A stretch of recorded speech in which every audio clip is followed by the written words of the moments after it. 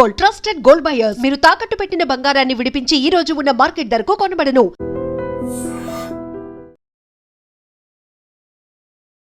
నమస్తే, welcome to I dream talking point with Kavitha.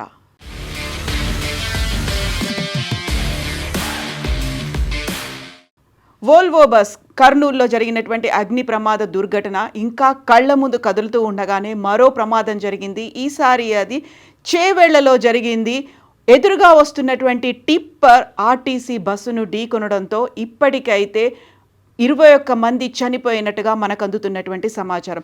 Parigi depot నుంచి బయలుదేరినటువంటి bus 4:59 బయలుదేరినటువంటి ఈ bus Chevella Mirzapur దగ్గరికి చేరుకోగానే ఎదురుగా వస్తున్నటువంటి టిప్పర్ ఢీకొనడంతో, కంకరతో వెళ్తున్నటువంటి టిప్పర్ ఓవర్ స్పీడ్తో వచ్చింది. అక్కడున్నటువంటి మలుపు దగ్గర ఎదురుగా వస్తున్నటువంటి బస్సును ఢీకొనడంతో 21 మంది చనిపోయారు. ఈ దుర్ఘటనలో బస్సు డ్రైవర్తో పాటుగా టిప్పర్ డ్రైవర్, అలాగే అందులో ఉన్నటువంటి ఒక చిన్నారి సహా మొత్తంగా 21 మంది మరణించారు. యాక్చువల్గా నేషనల్ హైవే మీద ఉన్నటువంటి ఈ దుర్ఘటన అనేది ఇది కొత్త దుర్ఘటన కాదు. ఇప్పటిదాకా జరిగినటువంటి ప్రమాదాల్లో దాదాపుగా 200 మంది మరణిస్తే 600 మందికి గాయాలయ్యాయి. అందులో కొంతమంది వికలాంగులుగా మిగిలిపోయినటువంటి పరిస్థితి.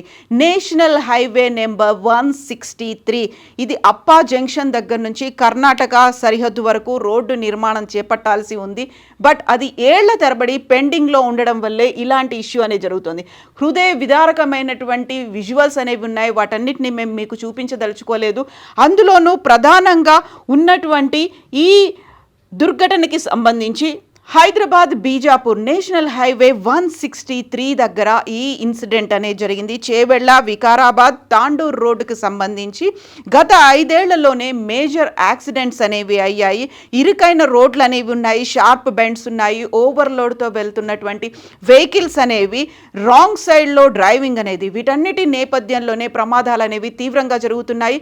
ఉదయం బయలుదేరినటువంటి ఈ బస్సులో 40 మంది ప్రయాణికులు ఉన్నారు. నిన్న సండే కావడంతో చాలా వరకు కాలేజీల నుంచి ఊళ్ళకి వెళ్ళిపోయినటువంటి పిల్లలు పొద్దున్నే బయలుదేరి వస్తున్నారు. వాళ్ళ చేతిలో బ్యాగ్స్తో పాటుగా టిఫిన్ బాక్సులు, ఎట్ ద సేమ్ టైం సామాగ్రి అన్నీ తీసుకొని వస్తున్నటువంటి ఈ బస్కి ఉదయం యాక్సిడెంట్ జరిగింది. చాలా ఈ విజువల్లో మనకు అర్థమవుతోంది ఎంత తీవ్ర స్థాయిలో బస్సుని టిప్పర్ ఢీ కొట్టింది అనేది. ఆపోజిట్గా వస్తున్నటువంటి టిప్పర్ అదే తీవ్ర స్థాయిలో ఎక్కడా కూడా కాసేపు కూడా ఆగకుండా ఓవర్ స్పీడ్తో రావడం, కంకరతో నిండిపోయినటువంటి బస్సుల్లో ఆ బస్కి అంత తీవ్ర స్థాయిలో యాక్సిడెంట్ చేసింది. అదే స్పాట్లో గుర్తుపట్టరాని స్థితిలో బస్ డ్రైవర్, టిప్పర్ డ్రైవర్ కూడా మరణించారు. మొత్తంగా ఈ మరణించిన దీనికి సంబంధించి చూస్తే హృదయ విదారకంగా ఉంది. ఎట్ ద సేమ్ టైం కొన్నేళ్ల నుంచి ఇక్కడ రోడ్డు నిర్మాణ పనులు జరగట్లేదు. దీనికి ప్రధానమైనటువంటి కారణం అక్కడ ఎక్కువగా ఉన్నటువంటి చెట్ల వల్ల గ్రీన్ ట్రిబ్యునల్ ఆదేశాలు కూడా తీసుకోవాల్సిన పరిస్థితి వస్తోంది. ఎట్ ద సేమ్ టైం పెండింగ్లో ఉంది. ఏళ్ల తరబడి ప్రభుత్వాలు మారుతున్నాయి, ప్రజాప్రతినిధులు మారుతున్నప్పటికీ కూడా దాన్ని ఒక అనుమతుల్ని, పర్యావరణ అనుమతుల్ని తీసుకోకపోవడం వల్ల జరుగుతున్నటువంటి ఈ ప్రమాదానికి సంబంధించి రాంగ్ సైడ్ డ్రైవింగ్ ఒకటి కారణమైంది, అతి వేగం కూడా కారణమైంది. అతి వేగంతో వస్తున్నటువంటి టిప్పర్ ఎదురుగా వస్తున్నటువంటి బస్సును చూసినప్పటికీ కంట్రోల్ చేసుకోలేని స్థితిలో బస్సుని ఢీకొట్టినటువంటి పరిస్థితి కనిపిస్తోంది. ఇక దీంతో పాటుగా మనం చాలా తీవ్ర స్థాయిలో జరిగింది, నష్టాన్ని అంచనా వేసే పనిలో ఉన్నారు. కాకపోతే నష్టానికి, జరిగినటువంటి ప్రమాదానికి కారణాలైనటువంటి ఈ ర్యాష్ డ్రైవింగు, లేకపోతే wrong side driving, over speed, ఓవర్లోడ్తో వెళ్తున్నటువంటి వెహికల్స్, వీటన్నిటితో పాటుగా గత ఏడాది జరిగినటువంటి ఇన్సిడెంట్ కనుక చూస్తే డిసెంబర్ 2న ఇదే ప్రాంతానికి సంబంధించి ఆలూరు గేట్ దగ్గర వేగంగా వెళ్తున్నటువంటి లారీ అక్కడే ఉన్నటువంటి కూరగాయల వ్యాపారాల మీదకి దూసుకెళ్లేసరికి 4 మరణించారు, 10 మందికి తీవ్ర గాయాలయ్యాయి. ఈ ఘటనకి అంటే గత సంవత్సరం డిసెంబర్లో జరిగినటువంటి ఘటన కంటే ముందు అదే మీర్జాగూడ గేట్ దగ్గర కారు బైకును ఢీకొన్నటువంటి సంఘటనలో దంపతులు 2 చనిపోయారు. గతేడాది ఆగస్టు 26న చేవెళ్ల బస్టాండ్ దగ్గర సిమెంట్ లారీ బైక్ని ఢీ కొట్టడంతో బైక్ మీద వెళ్తున్నటువంటి తండ్రి కూతురు ఇద్దరు మరణించారు. ఇక పరిగి రంగారెడ్డి రహదారిలో పెళ్లి బస్ ఆగి ఉన్న లారీని ఢీ కొట్టడంతో 4 చనిపోయారు, 20 మంది గాయాల పాలయ్యారు. ఇలా 2018 నుంచి టిల్ లేట్ ఈ రోజు వరకు జరిగినటువంటి యాక్సిడెంట్లని బట్టి చూస్తే 200 మందికి పైగా చనిపోయారు, 600 మందికి తీవ్ర గాయాలయ్యాయి. అందులో చాలా వరకు కాళ్ళలో చేతిలో పోయి వికలాంగులైన వాళ్ళు కూడా ఉన్నారు. ఇలా ఈ సింగిల్ లేన్ రోడ్డుని 4 లేన్ రహదారిగా మార్చాలి అనేటువంటి ప్రతిపాదన 2021లో జరిగింది. అప్పటి నుంచి అది పెండింగ్లో ఉంది. ప్రతిసారి దీన్ని ఎక్స్టెన్షన్ చేయాలి, ఎక్స్పాన్షన్ చేయాలి, అనుమతులు తీసుకోవాలి, బడ్జెట్ కేటాయించాలి అని చెప్పినప్పటికీ ప్రస్తుతం అక్కడున్నటువంటి పరిస్థితులు కావచ్చు, పొలిటికల్ ఇష్యూస్ కావచ్చు, లేకుంటే స్థానికంగా ఉన్నటువంటి వీటి వల్ల ఇది ఎప్పటికప్పుడు పెండింగ్లో పడిపోతున్నటువంటి పరిస్థితి. 2021లో ఒక ప్రతిపాదన వచ్చింది, ఇప్పటికి 2025లో ఉన్నాం. ఇప్పటిదాకా అదే ఇష్యూ, అదే దుర్ఘటనలు పదే పదే కనిపిస్తున్నాయి. ఈ నేపథ్యంలోనే అక్కడికి చేరుకున్నటువంటి ఎమ్మెల్యే కాలే యాదేను తరిమి కొట్టారు ప్రజలు. ఎందుకంటే పదే పదే అదే ప్రజాప్రతినిధులని ఎన్నుకుంటున్నప్పటికీ అక్కడ అభివృద్ధి, సంక్షేమం వీటన్నిటితో పాటుగా జరగాల్సినటువంటి కార్యక్రమాలు లేకుంటే డెవలప్మెంట్ యాక్టివిటీస్, రోడ్ డెవలప్మెంట్ ఇవన్నీ జరగకుండా ఉండడం వల్ల కాలే యాదయ్యను కూడా తరిమి కొట్టినటువంటి ప్రజలు అక్కడ కనిపిస్తున్నారు. ఎట్ ద సేమ్ టైం ఇక్కడ ఈ ఇన్సిడెంట్ జరిగిన తర్వాత 4 జేసీబీలు చేరుకున్నాయి. అందులో బస్సులో ఇరుక్కుని ఉన్నటువంటి మృతదేహాలని బయటికి తీయడంతో పాటుగా రోడ్డు క్లియర్ చేయడం, ఎక్కడికక్కడ అది మెయిన్ రోడ్డు మీద జరిగింది, నేషనల్ హైవే కావడంతో దాన్ని క్లియర్ చేయాల్సినటువంటి పరిస్థితుల్లో 4 జేసీబీలు వచ్చాయి. అక్కడ కింద కంకర ఉంది, రోడ్ అనీవెన్గా ఉంది.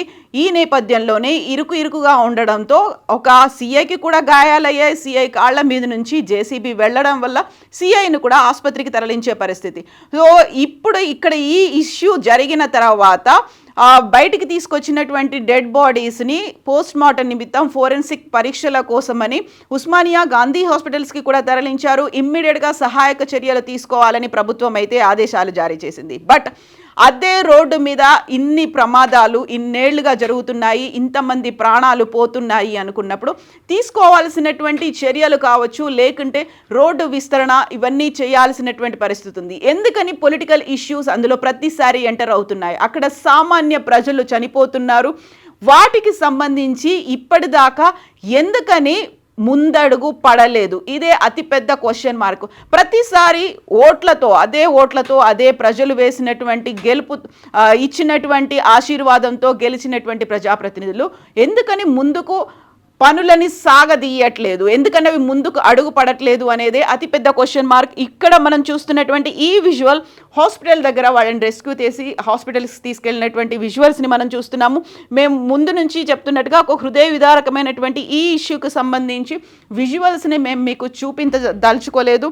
సో రోడ్డు విస్తరణ పనులు చేయకపోవడం వల్ల ఇప్పటికీ 21 మంది మరణించినట్టుగా మనకు తెలుస్తోంది. అందులో బస్ డ్రైవర్, టిప్పర్ డ్రైవర్ ఉన్నారు, 10 మంది పురుషులు ఉన్నారు, 9 మంది మహిళలు, ఒక చిన్నారి కూడా ఉన్నారు. ఇంతమంది మరణానికి కారణం ఎవరు? ఎందుకని ఇంత నిర్లక్ష్యం, ఎందుకని ఇంత జాప్యం జరుగుతోంది?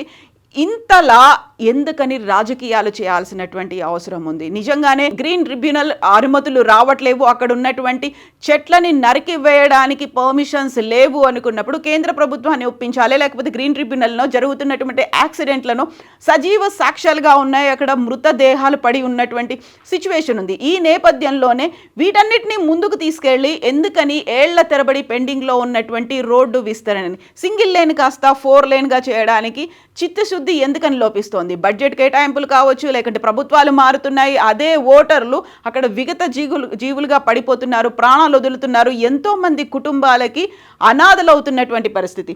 అలాంటి సిచ్యువేషన్కి కారణం ఎవరు? ఎందుకని ఏళ్ల తరబడి ఇంత జాప్యం జరుగుతోంది? చాలా హృదయ విదారకంగా ఉంది అక్కడ సిచ్యువేషన్. విజువల్స్ కూడా అలాగే ఉన్నాయి. హాహాకారాలు వినిపిస్తున్నాయి, ఆర్తనాదాలు ఉన్నాయి. టైం గడిచిపోతోంది, మీద యాక్సిడెంట్ అయిన దానికి తోడు ఎదురుగా కళ్ళ ముందు అప్పటిదాకా నవ్వుతూ కనిపించినటువంటి ప్రయాణికులందరూ మరణించారు. దాంతో పాటుగా మీద పడినటువంటి కంకర, ఆ కంకర నుంచి తేరుకోలేకపోవడం, లేకుంటే బయటకు రాలేని సిచ్యువేషన్స్ ఉన్నాయి. తెగిన కాళ్ళు, చేతులు అనేవి అక్కడ రోడ్డు మీద పడిపోయినటువంటి దృశ్యాలు.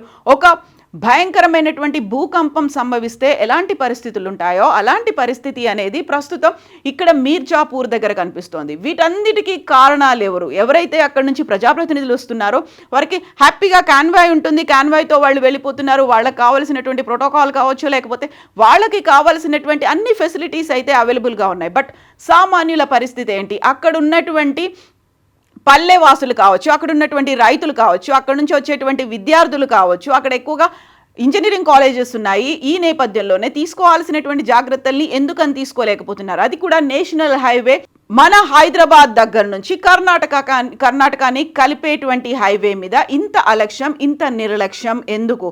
ప్రజాప్రతినిధులు, ప్రభుత్వాలు బాధ్యత ఎందుకు తీసుకోవట్లేదు? ఎందుకని ఇన్ని రాజకీయాలు ఇంతమంది ప్రమాద మరణాలకి కారణమవుతున్నాయి? కామెంట్స్ రూపంలో తెలియజేయండి. నిజంగా ప్రస్తుతం ఉన్నటువంటి సమాజం దేనికి ప్రయారిటీ ఇస్తుంది? ఆర్థిక సంబంధాల చుట్టూ మాత్రమే తిరుగుతుంది. మళ్ళీ ఎన్నికలంగానే చాలా విరక్తి కలుగుతాం. మంచి అనిపిస్తుంది కదా, లేడీస్ కూడా ఛాలెంజింగ్ జాబ్స్ చేసినప్పుడు చాలా బాగుంటది. ట్రాఫిక్ అసిస్టెంట్స్ గా నియమించిన ట్రాన్స్జెండర్స్ అందరితో సాల్యూట్ చేయించుకుంటున్నారు. ఫుడ్ డెలివరీ ఇవ్వటానికి వెళ్ళినటువంటి డెలివరీ బాయ్ అనిల్ పై కళ్ళ ముందు